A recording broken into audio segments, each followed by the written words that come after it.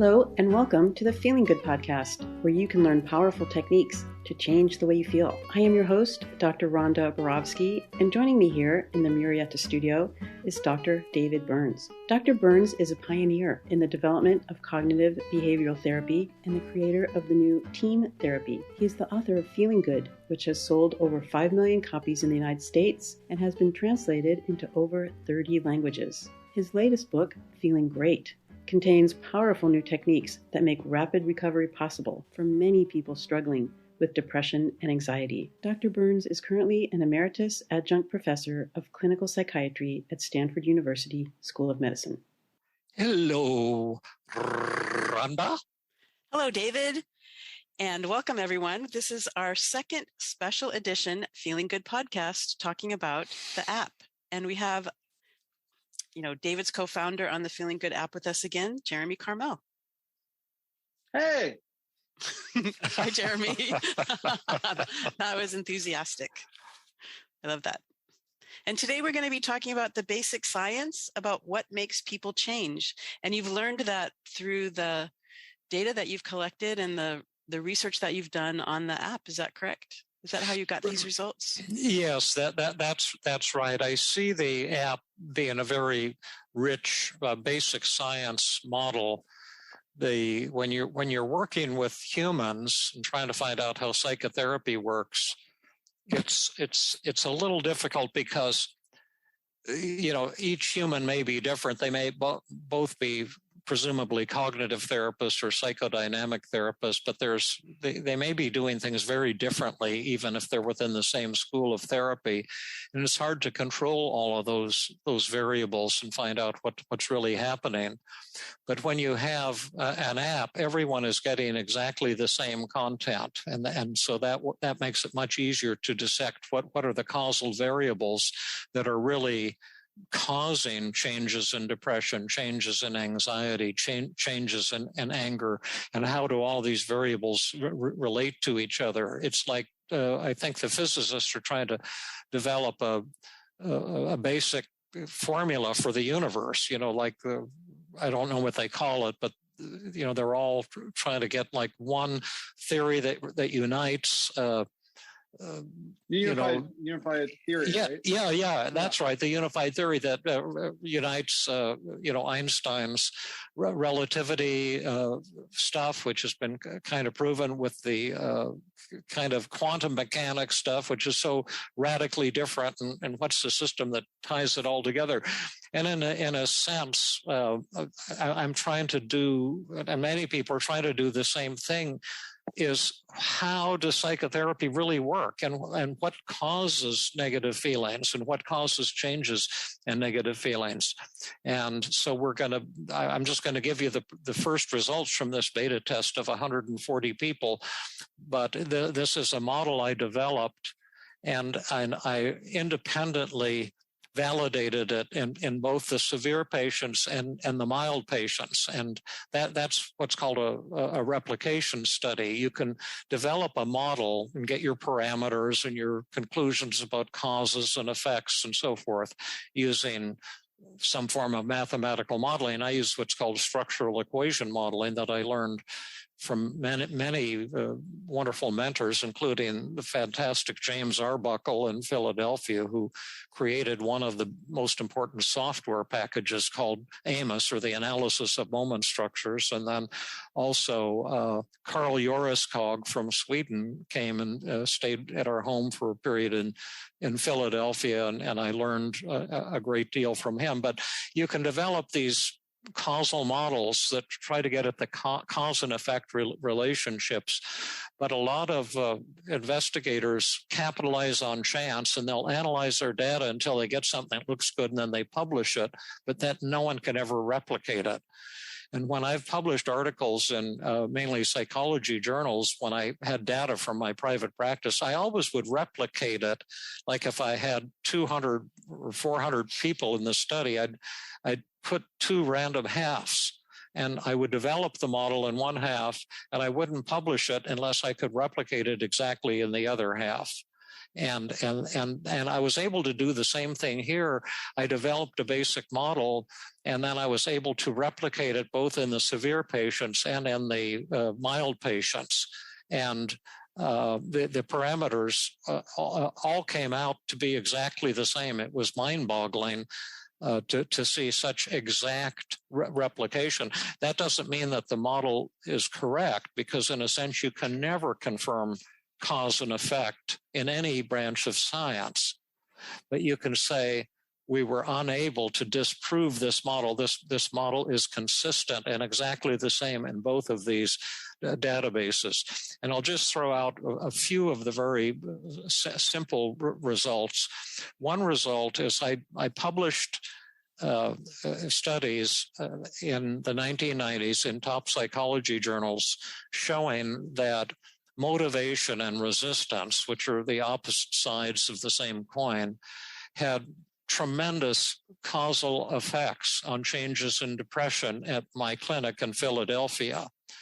And that was that virtually all patients who did at least some homework consistently improved tremendously or recovered completely in the first 12 weeks of therapy. And in addition, patients who refused to do the homework did not improve. Many of them deteriorated, and a lot of them just eventually dropped out of therapy. And that was the first and probably still the only variable in the world literature that's been shown to have powerful causal effects on depression. There's lots of theories, but none of them's ever been proven other, to my way of knowing, other than this variable, and it's been validated in many databases. So obviously, I wanted to figure out if the same would be true in our app.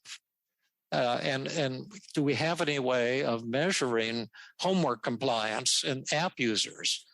And then Jeremy and I kind of stumbled across the idea, well, you know, some of the people don't fill out all of the evaluations and they don't fill out all the emotion ratings as they're supposed to. And they're probably not doing all of the exercises. So maybe we could measure those variables and see if they have a causal effect on changes in depression and anxiety and anger in the app. And it was my hypothesis that they would have large causal effects. And sure enough, that turned out to be the case. I developed what's called a motivational factor that consisted of the number of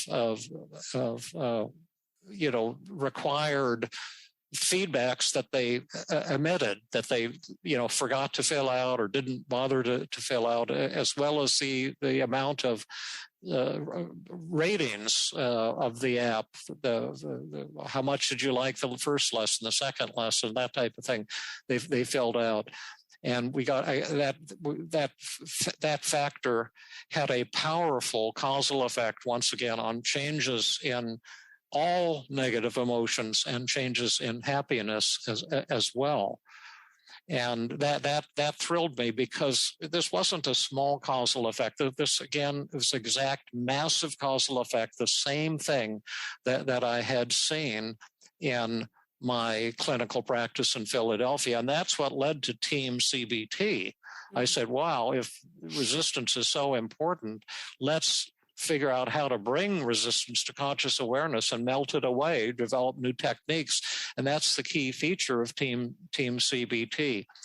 And the other neat thing that I discovered is that the changes in negative feelings in the app are all mediated by changes in the belief in the patient's negative thought. And that negative thoughts, in fact, do have massive direct causal effects on all of these negative feelings, exactly as the cognitive therapists have been claiming. And this is the first proof that I believe in the world literature. Well, I haven't published it yet, but this is publication of a sort. We're telling you about it. Right. That it is the case that when you have a negative thought that you believe, like I'm a loser, I'm a bad father, I'm not as good as I should be, or whatever it is, or an anger thought like people shouldn't be so screwed up, this is his fault, he shouldn't be saying things like this. Those would be the blame thoughts that cause anger, or the danger thoughts that cause anxiety, like, oh my gosh, when I give my talk, I'll blow up, my mind will go blank, people will think I'm a fool. these distorted negative thoughts, they are, in fact, the cause of negative feelings. And it's a massive direct causal effect. So we have those two factors, the belief in your negative thoughts and your degree of motivation or resistance. How much of your homework did you do while using the app? And then how do these two compare? Well, it's really interesting. And this also blew my mind, and it came out in both independent groups with the same causal parameters, that the motivation works through the negative thoughts. In other words, the motivation doesn't have a direct causal effect on the negative emotions. It works through the reduction in the belief in these distorted negative thoughts. So those two things seem to be accounting for most of the variance in changes in all these negative feelings. They were not, in economics, you can get a Nobel Prize if you can develop a mathematical model with what's called an R-squared of 3 or 4%, explain 3 or 4% of the variance in some economic variable. Well, our R-squareds with the model that I created are in the 70 to 90% range. And there isn't much left to be explained in terms of what causes changes in depression, anxiety, guilt, shame, inadequacy, hopelessness, anger, and even loneliness. And another thing that has come out is that those 7 negative emotions all have a common cause that activates all of them simultaneously. And then the variables that work to help people all work through that common cause, so that the app and the distorted negative thoughts, as the app changes those variables, that changes this common cause. So the reason that all of our negative feelings got better simultaneously to a similar degree is because the app selectively targets the common cause of all negative emotions. And it accounts for, as I say, 80 to 90% of the variance or variability in these ratings. So there isn't much room for any other causes, since the scales are not measured perfectly. They're measured with measurement error. So you say you're accounting for 90% of the variance and 10% is measurement error. They're pretty much everything is accounted for by this common cause. The common cause only accounts, though, for about half of happiness. Happiness has other causes than depression and anxiety and anger. It shares the common cause, but it also has its own unique causes that we haven't identified yet.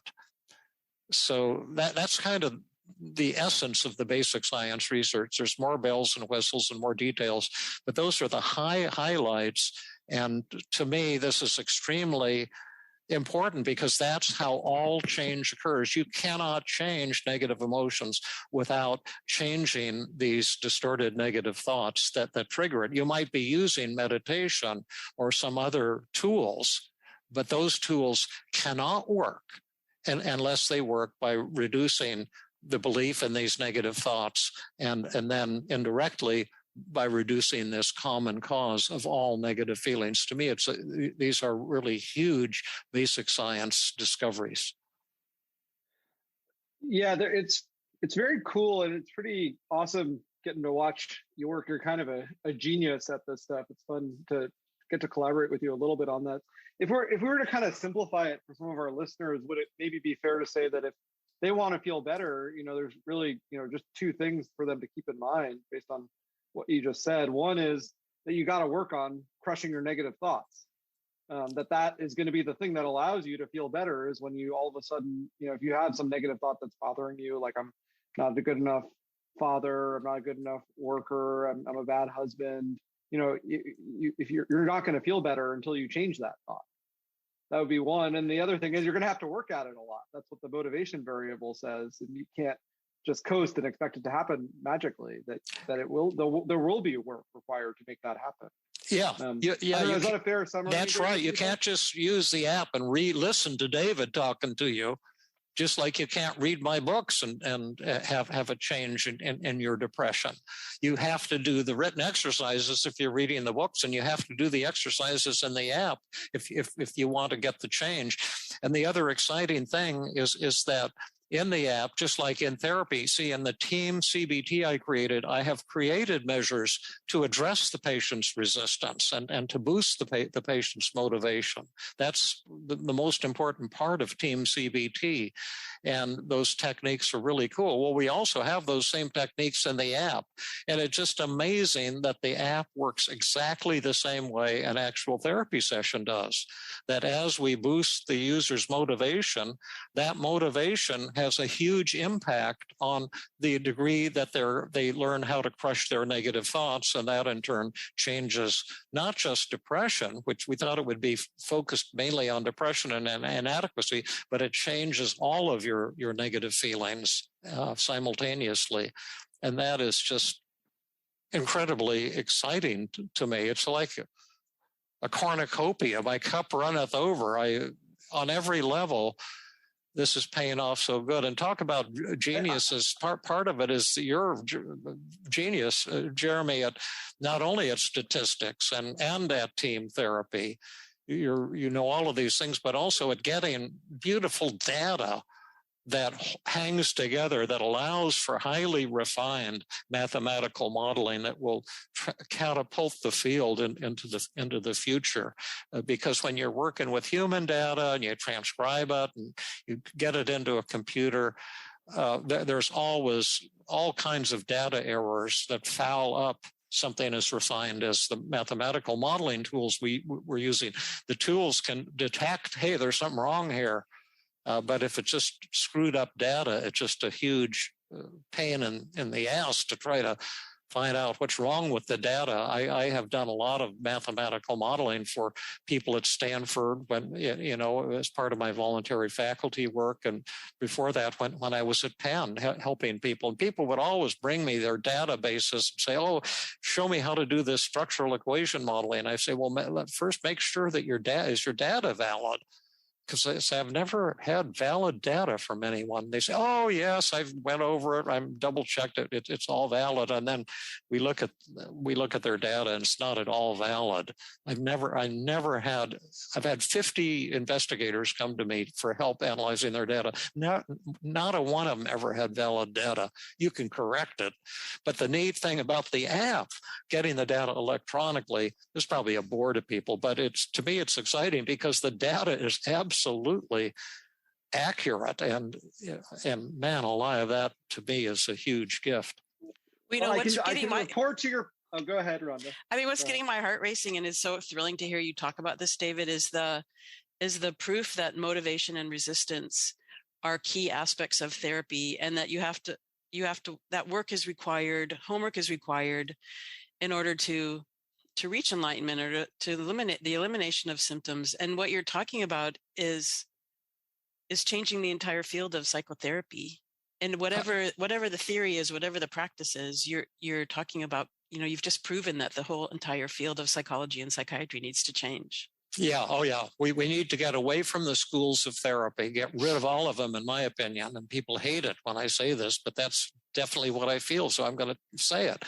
And get into data-driven, science-based psychotherapy or app use. That this is going to be the way of the future, because people want to be treated with things that are based on truth and basic scientific research and tools that really work, and not just the expression of some guru's attempt to promote himself or herself and the kind of therapy that they've made up and then have a bunch of followers.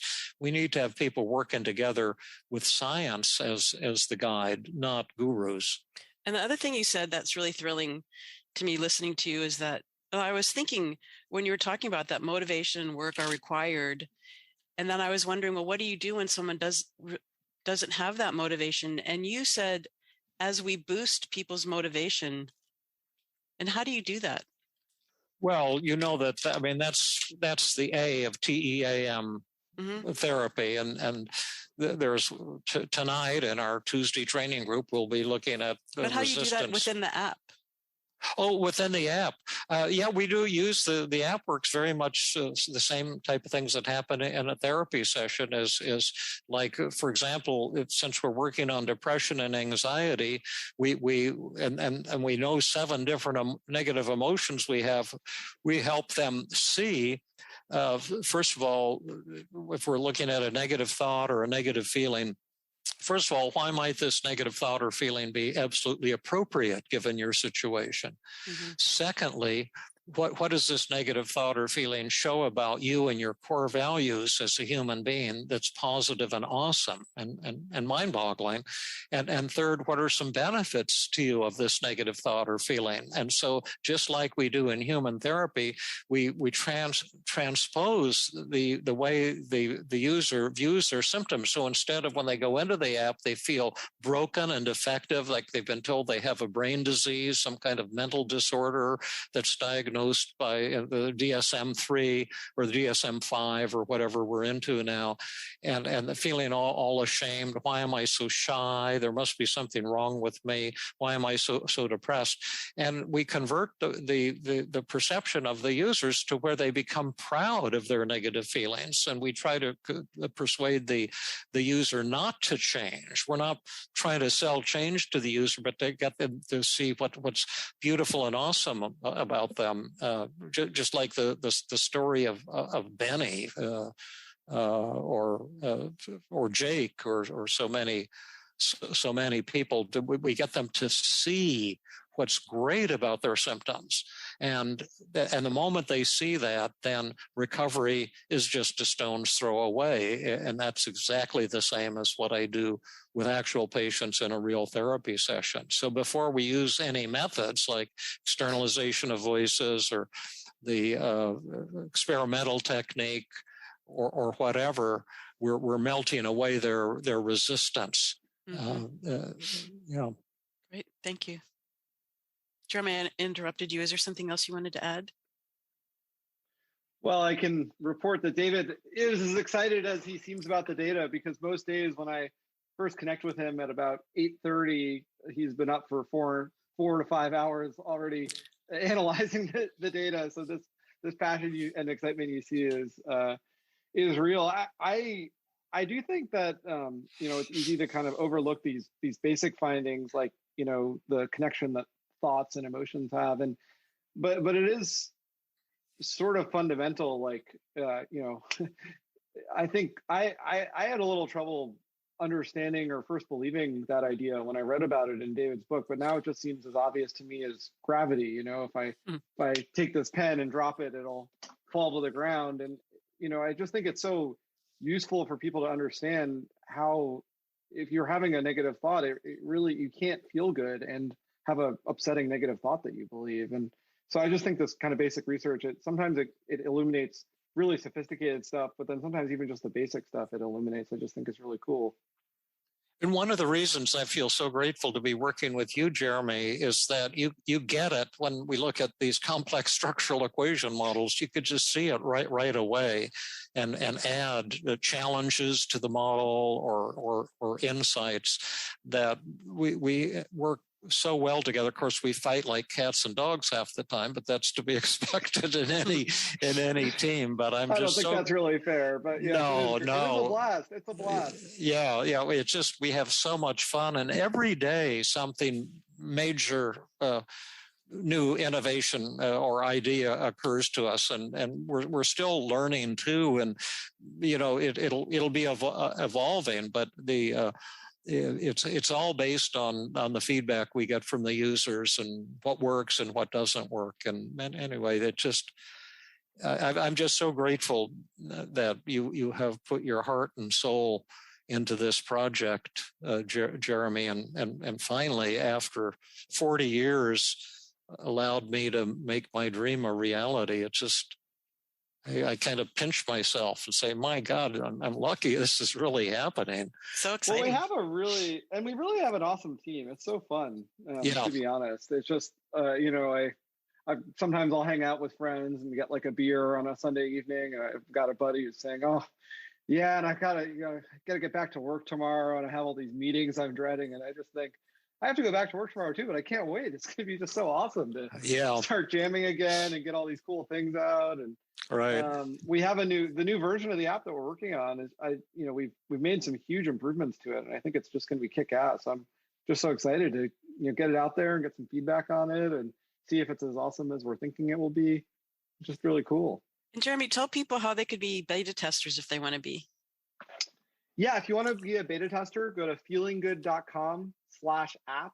That's feelinggood.com/app. Also, if you're interested in just sharing your talents with the team, we've got a number of needs in different areas. Top needs are Rails, infrastructure, iOS, and Android engineers. But also, if you've just got another skill set, design, data science, something cool we haven't thought of. We were actually contacted by a guy who's a professional audiobook reader, and he had a great voice. So we're hoping to work him in at some point too. So if you've got some awesome skill or talent, you want to bring to the team, just email me at jeremy@feelinggoodapp.com. That's jeremy@feelinggoodapp.com. I feel like I'm in one of those telemarketing commercials, Yeah. 717, get my money now. Yeah. Well, you guys have been working on this for over 2 years. We were looking at the last time you were on the podcast, Jeremy. Yeah. Was in February of 2020. Yeah, we've been working on it a while, and we've definitely had ups and downs. We've had a lot of things that we tried that didn't work to get to all this. So now we've got something we're really proud of, and it's really awesome. And on the one hand, 2 years is a good bit of time to be working on something. On another hand, I think we've done something that people have been trying to do in the whole history of mankind, which is, make a tool that could help people feel better. And I think we've got it. So I feel like we're going pretty fast too. One other thing that we haven't mentioned. Yeah, that's right. Yeah, it is so exciting. The MIT people have been trying to get artificial voice interaction that can't be distinguished from a human being. Well, my MIT thing was to get an electronic shrink that could outperform a human therapist, and we've got that created. One of the best things, from my point of view, has been somewhat humble, but as you know, we get feedback in the team CBT I've developed, where you get an empathy rating after every session from every patient, a helpfulness rating, and those are very sensitive. So most therapists will get failures initially from most of your patients. And also you'll find out, how effective were you? How effective are you? If you can take it, you can use my rating scales, but it takes courage because you find out shocking things. Well, it's been the same with the app. We have found out so many shocking things, stuff that I thought was going to blow the minds of our users. They were just dumping on us like crazy. I couldn't believe it. And then other stuff I thought, man, this sucks. They were just loving it. And that's been more empathy. Understanding the feedback allows us to read the minds now of our users, to know what they're going to like and what they're going to dislike. But the feedback always gives us unexpected consequences. That has been so illuminating. So it's been a real growth thing to find out what is it that people like, what is it that people hate in terms of an electronic app. And sometimes it's as you expected. Frequently it is totally what you did not expect, but always interesting, and always takes courage to look at that feedback. Definitely. Because you have to look at the positives and face the criticisms. And you're never worried about facing the criticisms because you always see that as an opportunity for growth. David is good at that. Yeah, if I'm in the right mode, sometimes I just get pissed off and want to tell someone off. I'm just like anyone else. But there was that time when you opened the feedback and you then started throwing knives at me. But luckily, it was during coronavirus, and it just went into your computer screen, so no big deal. Yeah, right. But one of the things, for example, just to give you an example, we had a technique that I was so excited about. And I told a little vignette about this guy, Jake, who I disguised as a professional baseball player, but he his real name was Tom. Yeah. And but he was an elite college athlete, and he was the most anxious person I'd ever met. And he was, I shouldn't say this, but he was really irritating. And he was very demanding. He called me at home out of the blue, and I turned him on to Matt May. I said, Matt May is the guy you've got to talk to, and I got him off the line. But and then Matt talked to him for 7 minutes and cured him. And he was the most anxious person I'd ever interacted with. And then I said, well, Matt, what did you do? How did you cure that guy so fast? I couldn't. He seemed impossible. And Matt says, I just did what you taught me to do. I said, what did I teach you to do, Matt? And he said, well, I just told him, sure, I could cure your anxiety really fast, but I don't think that'd be a good idea. And then the fellow said, well, Jake, we're calling him Jake, says, well, why not? And Matt says, well, I've seen you on TV, and you know, clearly you're the top baseball pitcher that they say to come out of college in the past decade. And now you're so anxious, you're afraid you won't be able to throw the baseball, and you're afraid the scouts are going to see you and ruin your career. And sure, I can make your anxiety disappear and fast, but no, I don't want to do it, because that's the key to your success. You've been beating up on yourself, telling yourself you're not good enough ever since you've been a little boy. And that's why you've developed this unbelievable skill. And if I make your anxiety go away, all this hard work and commitment and high standards is going to go down the toilet right with it. And then Jake said, well, do you mean, Dr. May, that it's okay for me to be anxious? And then Matt said, okay, it's highly desirable. That's the key to your success. Don't let that anxiety diminish at all. And then Jake said, oh, thank you. I'm feeling so much better, Dr. May. My anxiety has just disappeared. And so I told that story in the app as an example of the positive reframing. Well, it backfired, because people then thought, oh boy, when I do this positive reframing, all my symptoms will disappear, just like Jake, which I didn't mean to convey that.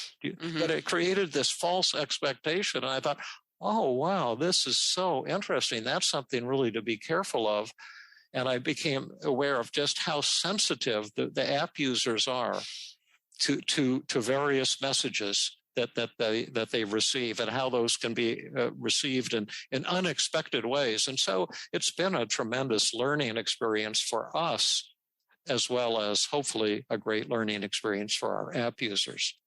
And I think that would actually be another great example of something that a therapist would be very difficult to learn as an individual human therapist, you know, because it's a cool story and people like it. You'll probably get some positive feedback if you told a story like that. But only through, you know, having all this, being able to see how do 100 people react to that. Yeah, you know, right. All with the same setup, all at the same place in therapy, we can instantly find these things out. Yeah, absolutely. So anyway, that's the basic science piece, and hopefully the next time we report to you users, we'll have more exciting news and more exciting developments. But again, I'm grateful for the app users who have been our teachers, just like my patients have become my teachers because of the feedback scales we use in therapy. It's exactly the same in the app, and our app users have been our teachers. If you want to teach us, you know, please sign up to use the app. And we want to hopefully we can help so many of you get out of the pits of depression and worthlessness and anxiety and worry and shame and loneliness and feeling hopeless, like you're not good enough to feel joy and self-esteem again. And that's our vision, and that's our goal. And if we can make that happen for as many of you as possible, it'll be just fantastic. Thank you so much for bringing this vision to reality. Great. Thanks. Thanks. I can't think of anything else to say. No, let's say bye now. It's amazing. Okay. Goodbye, everybody. And thanks, Jeremy. Well, thank you. This has been another episode of the Feeling Good podcast. For more information, visit Dr. Burns' website at feelinggood.com, where you will find the show notes under the podcast page. You will also find archives of previous episodes and many resources for therapists and non-therapists. We welcome your comments and questions. If you want to support the show, please share the podcast with people who might benefit from it. You could also go to iTunes and leave a 5-star rating. I am your host, Rhonda Borowski, the director of the Feeling Great Therapy Center. We hope you enjoyed this episode. I invite you to join us next time for another episode of the Feeling Good podcast.